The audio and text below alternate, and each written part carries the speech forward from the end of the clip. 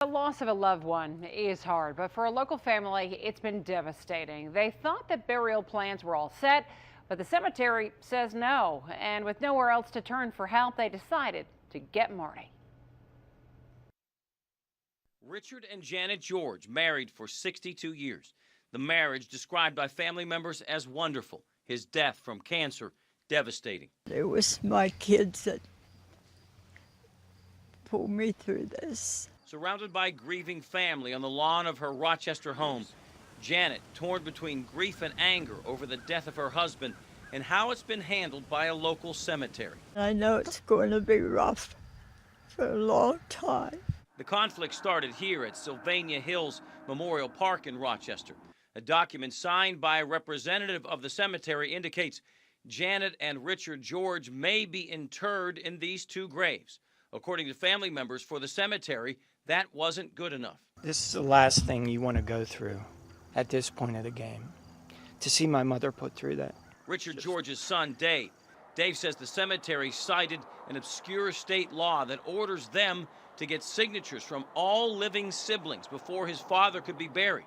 A cemetery spokesman telling them enforcing the law was their duty and could result in extreme measures. They were rude. Downright, yeah. Callous. Without a doubt. Right? Cold. Cold. And in essence said you couldn't bury your father until you got all these people from all over the country to sign a piece of paper. That's correct. Even though you have a contract that has your father's name on it, right? That's correct.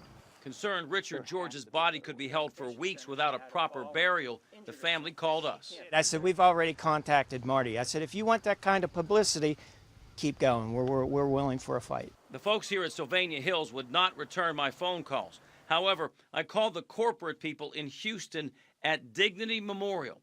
Within 24 hours, a spokesman told me we have a strict privacy policy. However, we can tell you we are actively working with the family to resolve the situation.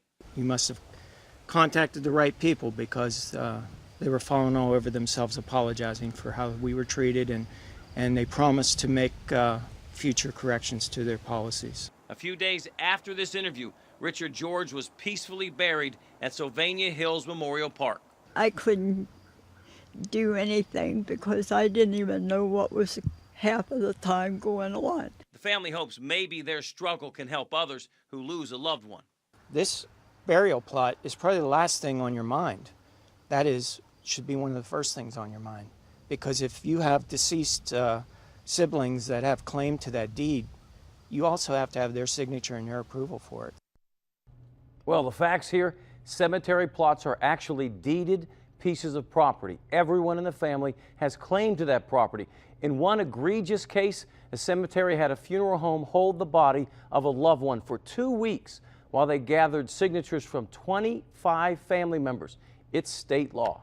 Wow. Yeah, it is. That's unbelievable. And very emotional. Oh, without question. Wow. Can you imagine if this were someone who didn't have a younger son like this family had, to try to fight on behalf? I mean, if you have an older couple and they're the last one remaining, how are they going to fight that? So get a family lawyer, right? Get a friend. Go over the documentation before you lose a loved one. And make sure that the folks who are to be buried are signed off to be buried there, because otherwise, can you imagine fighting over this with a loved one's body in a funeral home for up to 2 weeks? The other thing about this, Marty, is that you don't hear about this very often. No. So most cemeteries must overlook this particular law. Yeah, because you can't beat up the cemetery. They're actually following the law. It's actually how they handled it in terms of being kind and sensitive. But yes, it is a state law just put into place about a year ago. Wow. Yeah. Okay. Thank you, Marty. Sure. All right, Marty, thanks so much. Well, hey, if you have a problem, email getmarty@kdk.com, or you can give us a call at 412-575-2244.